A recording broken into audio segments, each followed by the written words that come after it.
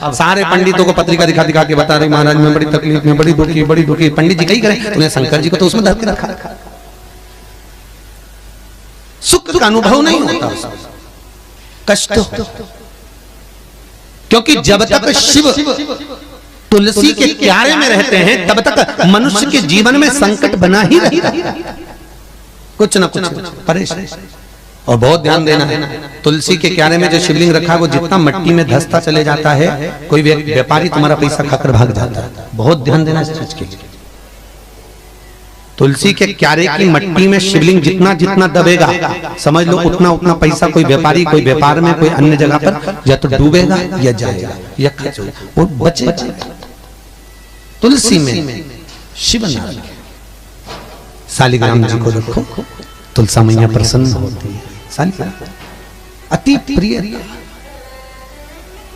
कि मंदिर अंदर सांवरिया ने बाहर तुलसा, झाला दे बोलावे अंदर आओ तुलसा, लहंगा लाया चोली लाया पेरो तुलसा, नहीं नहीं रे सांवरिया रुकमन रानी लड़सी, रुकमन रानी लड़सी तुम्हारो कहीं करसी, उसे पीहर पहुंचा दूं तुम तो पेरो तुलसा। ठाकुर जी को तुलसा अति प्रिय है, शंकर को बेलपत्र अति प्रिय है। शिव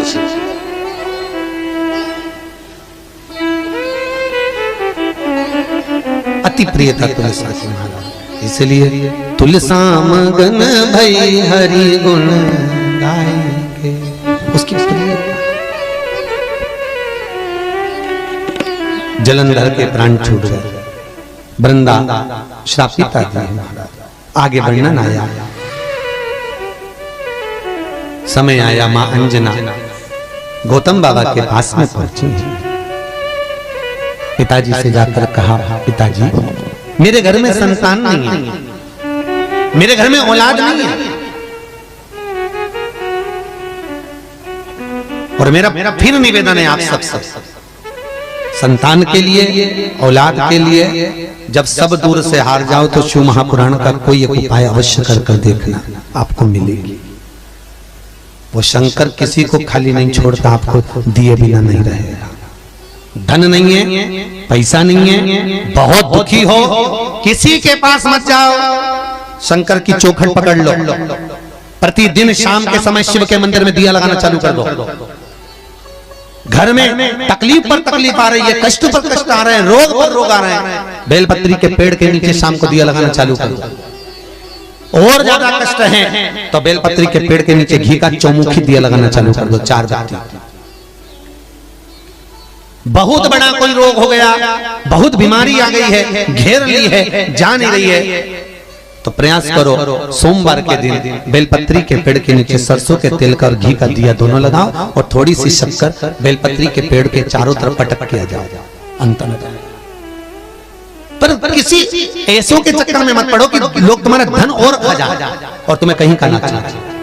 आज के जमाने में बहुत नौटंकी, बहुत नाटक, बहुत छल छिद्र कपट बेईमानी प्रपंच चल रहे हैं साहब। दुनिया में इतना प्रपंच फैला हुआ है कि जहां देखो वहीं पर लोग लूटने के लिए तैयार रहते हैं।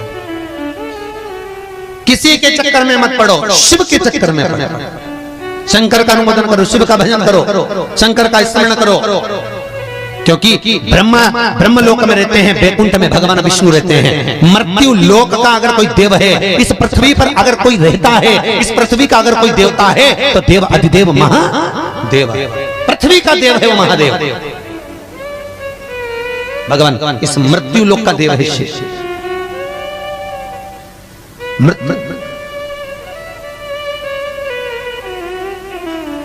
स्वयं ठाकुर भी जिसका भजन करते हैं वो शंकर है।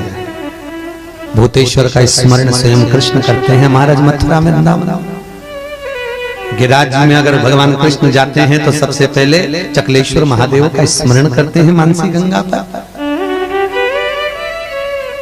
तिरुपति अगर कोई जाए तो नीचे कपिलेश्वर का स्मरण स्वयं तिरुपति नाथ करते हैं। द्वारका जाओ तो नागेश्वर का स्मरण द्वारका नाथ करते हैं।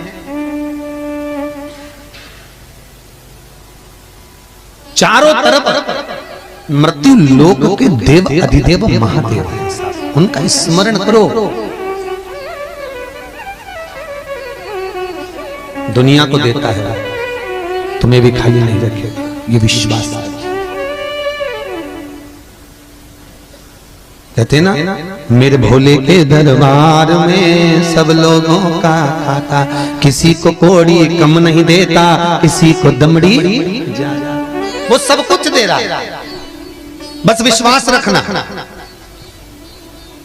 कल एक वो भैया आए थे, आज आए कि नहीं आए पता नहीं, वो कह रहे थे गुरुजी हमारे सब दूर से हमने हाथ टेक दिए थे, 8-9 साल संतान को हो गए थे, पर केवल आपका टीवी के माध्यम से उपाय किया और संतान 9 साल के बाद भगवान ने दे दी। ये कृपा है ना, हम आपके पास में आ रहे हैं ना आप हमारे पास में आए। हमारा तो इतना सा कहना है, जो शंकर ने, वेद व्यास जी ने शिव महापुराण में लिखा है, जो वर्णन किया है, शंकर की कथा का जो अनुमोदन किया है, वो करो। किसी के चक्कर में, हमारे चक्कर में भी मत पड़ो। तुम तो कथा जो बोल रही वो करो ना, जो कथा बोले वो करो। भगवत भजन चित्ते स्मरण। महाराज स्वयं गौतम बाबा अंजना को कर रहे हैं, माता अंजना को, जिनके गर्भ से पुत्र होंगे श्री हनुमान। और भगवान शंकर कभी कम नहीं देते, भगवान शंकर हमेशा बढ़ के ही देते, कभी कम नहीं देते। भगवान कृष्ण के यहाँ जब संतान नहीं हुई तब भगवान शिव का अभिषेक करा तो एक रानी से 11 हुई,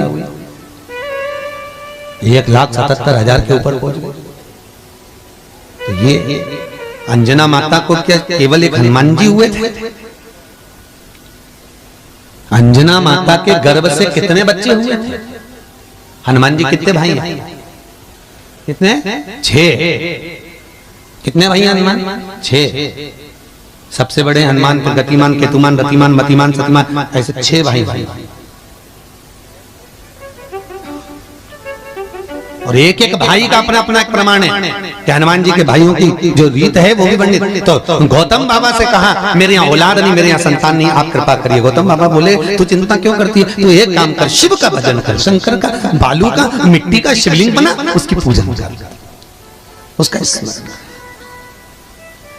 ठीक है, शिव का स्मरण, हाँ, शंकर का अनुमोदन करो, शिव का भजन करो। अब ठीक है, भगवान शंकर का स्मरण करने के लिए गौतम बाबा ने जब अंजना को कहा, और अंजना माता शंकर के भजन के लिए जब बैठी, शुद्ध भाव रख, फिर निवेदन करूंगा, शंकर को छल प्रपंच कपट कुछ पसंद नहीं है। मेरा निवेदन है आपके पास में हो तो बेलपत्री चढ़ाओ, नहीं हो जल चढ़ाओ, जल भी नहीं हो तो धतूरा चढ़ाओ, धतूरा नहीं हो तो स्वयं चले जाओ, दिया बत्ती भी नहीं है तो शंकर के मंदिर में जाओ, शंकर के मंदिर में भी नहीं जा सकते तो शंकर का शिखर का दर्शन करो। शिखर दर्शनम सर्व पाप नाशनम। शंकर के मंदिर का मात्र शिखर देख लेने से भी सुख का अनुभव हो जाता है। ये भी नहीं कर सकते तो मुख से ओम नमः शिवाय जप लो, वो भी नहीं जप सकते तो ओमकार जप लो, और अगर वो भी नहीं जप सकते तो मनुष्य के शरीर से जो 21,600 श्वास रोज निकलती है, ये अपने आप ओमकार जपती है, अपने आप।